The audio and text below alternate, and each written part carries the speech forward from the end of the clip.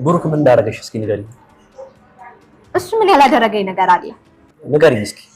ከቤት አባረረኝ፣ ሀብት ንብረቴን ቀማኝ፣ በሽጉጥ መታኝ፣ ካደኝ። ሞገስስ ምንድን ነው ያደረገሽ? አብሬው እንድተኛ ካደረገ በኋላ ቪዲዮ ቀርጾ ለቆ ከቤተሰቦች አጣላኝ፣ አዋረደኝ። ታዲያ ይሄ ሁሉ ነገር ያደረጉሽን ሰዎች ዝም ብለሽ መተው አለብሽ? በፍጹም መተው የለብሽ፣ መበቀል አለብሽ። በምን አቅሜ ነው የምበቀላቸው? የምበላው የለኝም እያልኩ አንተ ተበቃያቸው ትለኛለህ። ለመበቀልም እኮ አቅም ያስፈልጋል። ኖ ማለት እሱን ለኔ ተይው። የምትፈልጊውን ገንዘብ እኔ እሰጥሻለሁ።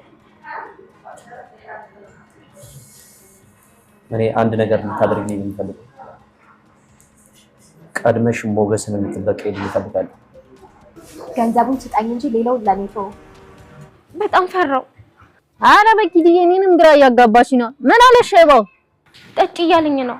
ይኸውልሽ እንዳትጠጪ። አይ አልጠጣም ብየዋለሁ። እኔ ከሰከርሽ ይጫወትብሻል። እሺ በቃ ሰውየው ከሚጠራጠረኝ ተመልሼ መጥቼ ለብሩክ ደውለታለሁ። ይኸውልሽ ቅመማ አሁን የምልሽን አዳምጪኝሽ። ዝም ብለሽ የምትጠጪ እየመሰልሽ አስመስይሽ። እሱን አስክሪ ደግሞ ቶሎ እንዳትገቡ። በቃ አሰማምጪ እንዳትጠጪ ነግሬሻለሁ። እሺ በቃ አይዞሽ ቅመማ። እንግዲህ ኪድዬ ትከታልሽ። እሺ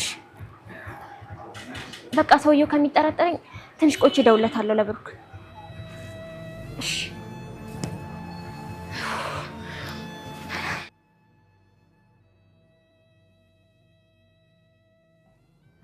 ውሃ አምጣልሽ። እኔ ልቃጠልልሽ። እኔ እናት እኔ አሁን አምጣልሻለሁ። እሺ የኔ ጉሮሮ ይድረቅ። ይሄን ለብሩክ ስጪው። ምንድነው? ቼክ ነው። እንዴ ነው ብር ነው እንዴ? ብሩክ ሊሳካለት ነው? አዎ ቼክ ነው። እንደሱ አይደለም። እኔ ኧረ ተረጋጊ እባክሽ። ልጁ ልትታከም ነው። ይሄ ካልሆነ ደግሞ መሀሌት እንዳሸነፈች ነው የሚቆጠረው። እኔ ቃሌን ጠብቄያለሁ። ይሄ 1.5 ሚሊዮን ብር ነው። ልጁን ያሳክምበት። አንተ ግን መልካም ሰው ነህ ኪድዬ። እየቀለድኩ አይደለም። እኔ ይሄንን ያደረኩት ስላለፈው ስለ ልጅነታችን ስለ ጓደኝነታችን ስል ነው። በይልኝ። ኧረ ነው እንዴ? ስማይ ግን አሁን እኔ ባንክ ምናምን ወስደው አይሰጡኝም? አይሰጡሽም። በብሩክ ስም ነው የተጻፈው እና ደግሞ ከእናቴ አካውንት ስለሆነ እራሱ መሄድ አለበት። ለሱ ስጪው። አይ በቃ ቻው። ኧረ ለፈነዳ ነው እባክሽ ንገሪ። ፌንት እንዳትበላ ራስን አዘጋጅ። ሞገስ መኪናውን ሽጦ የጎደለን 1.5 ሚሊዮን ብር እንዴ ያውን ከተቀበለኝ ይምርሽ ነው ዳጣ። እኔ ልጅ ነይ እናቴ።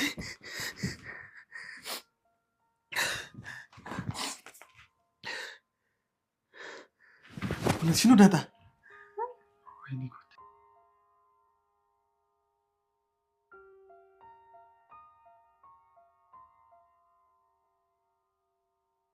የምሳሌ በጠና መታመም ቅድስትን የተሳሳተ ውሳኔ እንድትወስን አድርጓታል። ማለትም ሴት ልጅ ክብረ ንጽህናዋን በገንዘብ እስከ መሸጥ ደረጃ የሚያደርስ ውሳኔ እጅግ በጣም ከባድ ውሳኔ ነው። ዳጣ ጋር በመገናኘት በባለፈው ያማከርሽ ነገር እንዴት ነው እያለች ጠይቃታለች። ይህ ነገር አይሆንም፣ በጭራሽ ቆም ብለሽ ልታስቢበት ይገባል ብላታለች። ሆኖም የምሳሌን ሕይወት ለመታደግ ሲባል ራሴን መስዋዕትነት ማድረግ አለብኝ በማለት ቆርጣ ተነስታለች። ወደ ካፌ በመሄድም የማታውቃቸው አዲስ ዓለም ተቀላቅላ ጭፈራ ቤት ሰዎች ጋራም እያወራች ነው። ነገሩ ከባድ እንደሆነባትና እንዴት አድርጋ ልትቀበላቸው እንደምትችል ግራ አጋብቷታል። ዳጣ የሆነ ምክር መክራታለች። ማለትም ሰውየውን እንዲሰክር ማድረግና ከዛም ራሷን የምታመልጥበት መንገድ መፈለግ ይመስላል። ብቻ አንቺ ራስሽን ጠብቂ፣ ምንም ነገር እንዳትጠጭ፣ ሰውየውን ግን አስክሪው ብላታለች። ካጠገቧ የተቀመጠው ሽማግሌ ሰውዬ መጠጥ እንድትጠጣም እየገፋፋት ይመስላል። ብቻ ከወትሮኑ በተለየ አለባበሷም የቡና ቤት ሰራተኛ በመምሰል ነበረ ወደዛ ሬስቶራንት የተከሰተችው። ሰላም ጤና ይስጥልን ውድ ቻናል የቤተሰቦች እንደምን አላችሁ? በያላችሁበት በዓለም ዳርቻ ሰላማችሁ ይብዛ እያልኩኝ ምሳሌ ድራማ ክፍል 56 እንመለከታለን። ምሳሌ አሁን በጠና እየታመመችበት ነው። ከዚህ በፊት የ3 ወር ቀጠሮ እየተሰጠው ቢሆንም አሁን ላይ ግን በወር ውስጥ መታከም እስካልቻለች ድረስ ህይወቷ አደጋ ውስጥ እንደሚገባም ተነግሮታል። ዛሬ ላይ ታዲያ ቅድስት ለምንድነው የማትታከመው? ቤቱን እኮ ሸጥከው አይደል እያለችም ጠይቃው ነበረ። ሆኖም ብሩኬ 500 ሺህ ብር እንደጎደለውና ይህንን ገንዘብ ካላገኘ ወደ ውጭ ሀገር መጓዝ እንደማይችልም ነግሯታል። ይህንን እንዴት አድርጌ ላሳካው እችላለሁ እያለችም እያወጣች እያወረደች ቆይታለች። አሁን ላይ ያላት አማራጭ የምሽት ቤቶች መሄድና ይህንን ነገር መተግበር ነበረ። ታዲያ ዳጣን ስታማክራት እንዴት ሊሆን ይችላል? ለማንኛውም ልታስቢበት ይገባል። ወደፊትስ ትዳር ብትይዥ ይህ ነገር ብትጠይቂ ምን ብለሽ ትመልሻለሽ? በማለት ነግራታለች። ጊዜው ሲደርስ ለዛ አጨንቅበታለሁ። አሁን የሚቀድመው የምሳሌ ህይወት ስለሆነ እሷን መታደግ ይኖርብኛል በማለትም ቆርጣ ተነስታለች። እንግዲህ አለባበሷን በጣም የሚገርምና ከወትሮውኑ በተለይ የቡና ቤት ሰራተኛ መስላም ወደዛ ሬስቶራንት ማመርታለች። የምታገኛቸውን ሰዎችም ለማናገር እጅግ በጣም ከባድ ሆኖባታል። ብቻ በዚህ ስለተፈታተናት አንዳንድ ምክሮችን እንድትለግሳትም ደውላላታለች። እሷም በደንብ አስክሬው ብላታለች። ማለትም ምናልባት ቅድስት ራሷን የምትከላከልበትን መንገድ ለማመቻቸትም ይመስላል። እሷ ከመጠጥ እንድትቆጠብና ያናገራት ሰውዬ ግን በደንብ መጠጣት እንዳለበትም አበክራ መክራታለች። ይህንን ለማድረግ ግን ከባድና ፈታኝ እንደሆነባትም ገልጻላታለች። ብሩኬ በዚህ መካከል በተደጋጋሚ ስልክ የደወለላት ቅድስት ልታነሳው አልቻለችም። ማለትም ስልኳን አጥፍታ ነው እና እየጠፋችው አሁን በምሽት የት ትሄዳለች ይባላል እያለም ብዙ ነገሮች በአእምሮ እየተመላለሱባት ነው። ምናልባትም ቅድስት ከቤት ወጥታ ያመሸችባቸው ጊዜያት ቢኖሩ ማህሌት እሷን አሳግታት ሳለ ነበረ። ዛሬ ላይ ግን በፈቃዷ ምሳሌን ለማትረፍ ብላ የመረጠችው የቡና ቤት ህይወት ምን ያደርስባት ይሆን? ብቻ ከባድ ምርጫ ነው። ቅድስት አሁን ላይ በራሷ የወሰነችው ውሳኔ ይህንን ማድረግ የለባትም ብዬ አምናለሁ።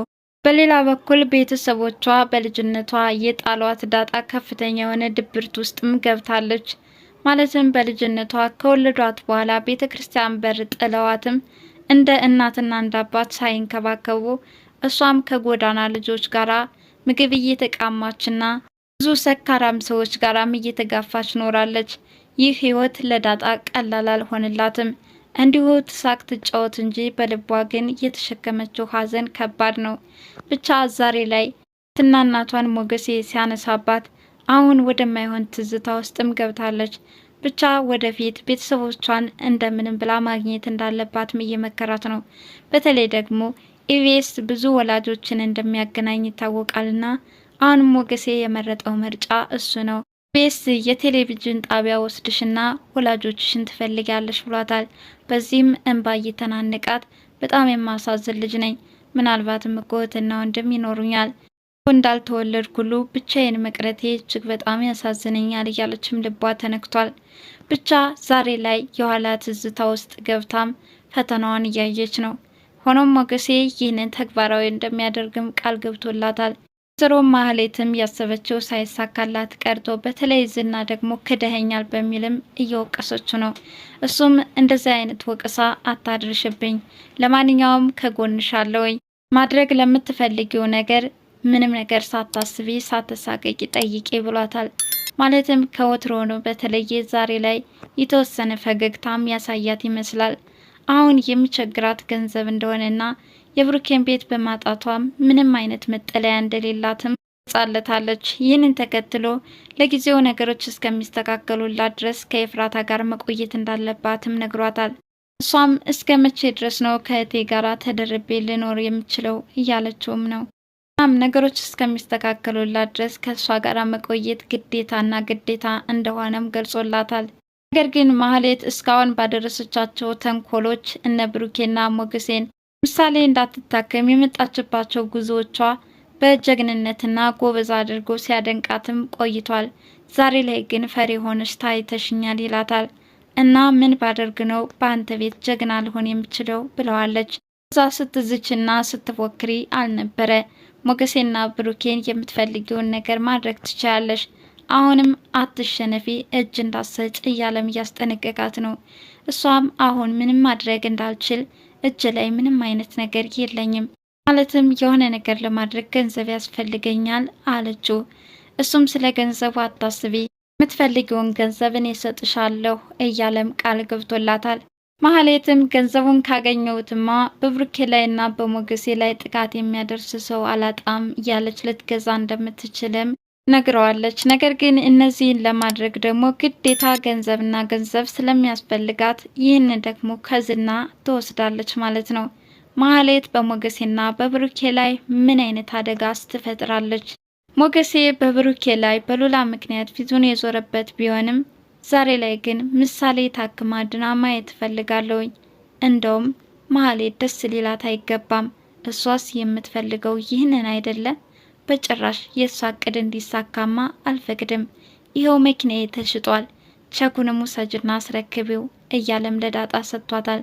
ዳጣ የሞገሴ ደግነት እጅግ በጣም አስደንቋታል። ለካ በዚህ ልክ ሞኝና ገራገር ነህ። ለማንኛውም ምሳሌ ታክማ ድና ማየት ከሚፈልጉ ሰዎች መካከል አንዷ ነኝና እንኳን ደስ አለን እያለችን በጣም በደስታ እየጨፈረች ይህንን ቸክም ወስዳ አስረክበዋለች። ብሩክ አሁን ደስታውን መቆጣጠር አቅቶት ሞገሴን ብቻ ሳይሆን ቅድስትንም ማመስገን ፈልጓል። ማለትም እስካሁን በችግሩ ጋሼ ምሳሌ ትድናለች፣ የወር ደመወዜ ይቆየኝ እያለችም እስካሁን ደሞዟን ሳትቀበል ለምሳሌ ሕክምና እየረዳች ቆይታለች። ቤቱ ተሸጠልኝ፣ ከዚህ በኋላ ምሳሌን አሳክማታለሁ ብሎም በደስታ ሲጨፍር እሷም በጣም ደስ ብሏት ነበረ። ዛሬ ላይ ግን ያቺ ጎደሎ 500 ሺህ ብር እሷን ወደ ውጭ እንድትወጣም አድርጓታል። ሆኖም ዳጣ ወይ ቅድስትማ ወርቁን ሳትሸጠው ልድረስላት እንጂ ለካ ቅድስት ወርቅ ልትሸጥ ሄዳለች እያለች ወደ ቡና ቤት ያመራችውን ቅድስት ልትታድጋትም ሩጫዋን ቀጥላለች። ብሩኬ የምን ወርቅ ነው የተወሰደባት? የትኛው ወርቅ ነው እያለ ከአንገቷ ወይም ከጣቷ ያሰረችው ቀለበት አልነበራትም።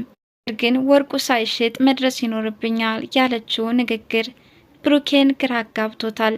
ይች ልጅ ስለምን እያወራች ነው እያለም በሀሳቡ ጭለጥ ብሏል። ዳጣም ሩጫዋን ቀጥላለች። ቅድስትን ትታደጋት ይሆን? እስኪ አብረን የምንመለከተው ይሆናል። ምሳሌም ዛሬ ላይ እየተግባባች ያለችው በምልክት ነውና ቀጣይ ደግሞ አንደበቷ እንዲናገር እንደተለመደው አባዬ ቅድስትዬ እያለችም እንደ ጓደኞቿ እንድትጨፍር እንመኛለን። ለማንኛውም ለዛሬው ይህንን ይመስል ነበረ። በቀጣይ ቪዲዮ እስከምንገናኝ ድረስ መልካም ጊዜ ይሆንላችሁ እያልኩኝ ለቻናሌ አዲስ የሆናችሁ ላይክ፣ ሸር፣ ሰብስክራይብ በማድረግ ቤተሰብ ትሆኑ ዘንድ በአክብሮት ጋብዛችሁ። ባይ ባይ።